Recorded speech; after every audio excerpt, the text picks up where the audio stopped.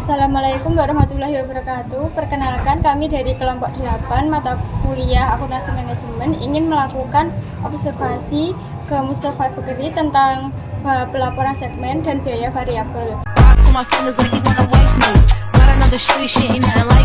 Wait a minute, who are you? Ananda Atalarania Ijra dengan NIM 215 221 219.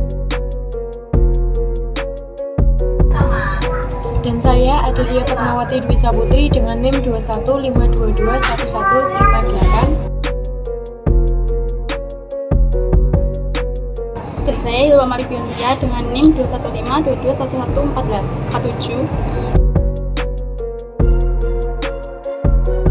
Dan saya Bersama Clarissa dengan NIM 215221232.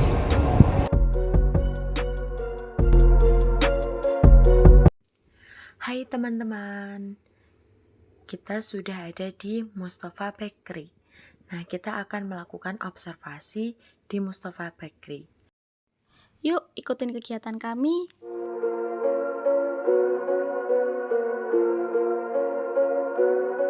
Bagaimana sejarah berdirinya Mustafa Bakery ini?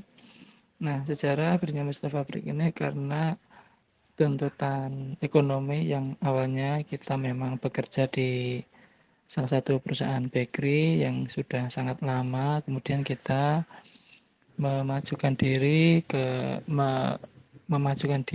untuk resign untuk membuat usaha sendiri begitu. Dan alhamdulillah untuk sampai saat ini sudah sekitar 10 tahun. Awalnya kita berdiri tahun di 2013. Untuk bagaimana pembagian struktur organisasinya, jadi sebagaimana di perusahaan-perusahaan yang lain juga kita ada pembagian struktur organisasi yang meliputi dari adanya manajer, mulai dari manajer marketing, ada manajer keuangan, ada manajer produksi, dan ada juga manajer SDM. Nah, untuk plot-plot semuanya itu baru yang di manajer produksi yang terisi oleh nama yang lain atau karyawan. Dan untuk manajer selainnya itu masih menggunakan nama dari ownernya begitu. Terkait dengan apakah Bapak melakukan pencatatan pembukuan seperti pengeluaran, pendapatan, dan laporan rugi laba atau menggunakan sistem apa? Ya, jadi kami menggunakan pencatatan, yaitu mulai dari bahan yang dibeli, dari pemasukan, dan juga pengeluaran baik pengeluaran dari sisi bahan maupun dari pengeluaran dari operasional. Untuk saat ini kami menggunakan Excel, yaitu Rosetta Excel Rosetta, yaitu memudahkan bagi kami untuk sekali pencatatan itu bisa tahu tentang terkait dengan arus kas, kemudian dan juga dari sisi equity-nya atau earning atau keuntungannya begitu, kurang lebih begitu, Mbak. Produk apa yang mempengaruhi pendapatan Mustafa Bakery? Contoh, ada 2 produk yang kita ambil. Jadi untuk saat ini, untuk pemasukan ataupun yang mempengaruhi pendapatan Mustafa Bakery itu adalah dari jenis roti pesanan, yaitu roti dari jenis bolu atau cake, dan juga dari jenis roti manis, semisal ada roti kasur atau roti sobek. Di rata-rata gitu kan, ada yang 15, ada yang 8, ada yang 9, ada yang 12 gitu. Jadi rata-rata 10.000 gitu kan, lebih mudah. Kalau untuk dagelan sendiri, itu Kalau campur, Oh, campur. Berarti ini bolu sama ya begini kan harganya 15.000. Maka masuk reseller kan 12.000. Ya rata-rata itu lah. Kalau untuk pesanan itu variatif ya. Jadi kalau dari pesanan itu rata-rata per bulan itu ya ada ya masuk sekitar 9.000 lah, ada itu pesanan itu.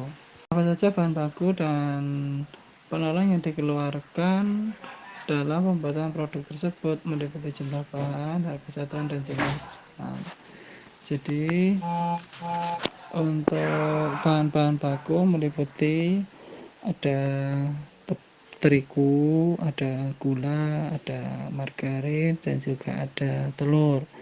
Itu bahan baku. Kemudian ada bahan penunjangnya itu untuk isian-isian seperti selai coklat, selai nanas, dan juga untuk bahan tambahan itu ada dari sisi pengembang, pelembut, dan juga untuk esen.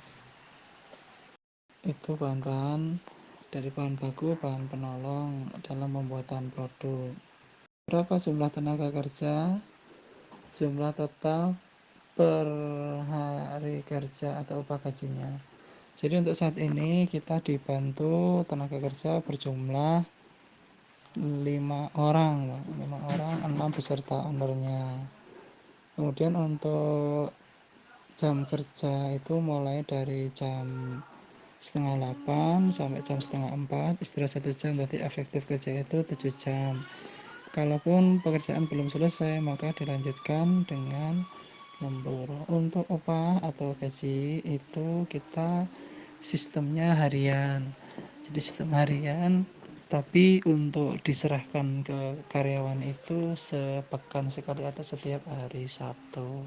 Berapa biaya yang dikeluarkan untuk perihal mesin yang digunakan untuk operasional? Jadi biaya itu berarti kan ada biaya listrik ya, biaya listrik dan biaya cadangan listrik. Itu kalau dari listrik itu kita per bulan itu sekitar 400 sampai 500.000 dari biaya listriknya.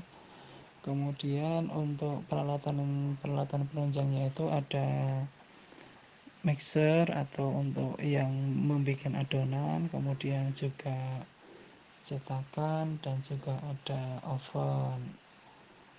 Itu kalau untuk bagian di pemasaran terkait dengan pesanan yang diterima itu, kalau di radius di bawah 15 km kita menggunakan jasa free ongkir dengan minimal order. Berikut ini adalah perincian perhitungan mengenai biaya variabel yang diperoleh dari penjualan produk yang dijual, yaitu roti bolu dan roti kering.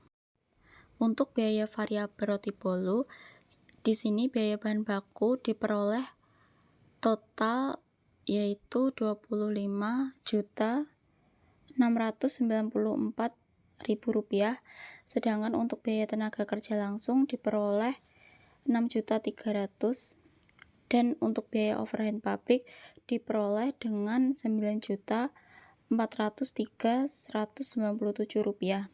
Kering yaitu dengan biaya bahan baku yang diperoleh dengan total Rp20.555.200 dan biaya tenaga kerja langsung yaitu Rp6.300.000. Lalu untuk biaya overhead pabrik ditotalkan dengan seharga Rp7.120.953.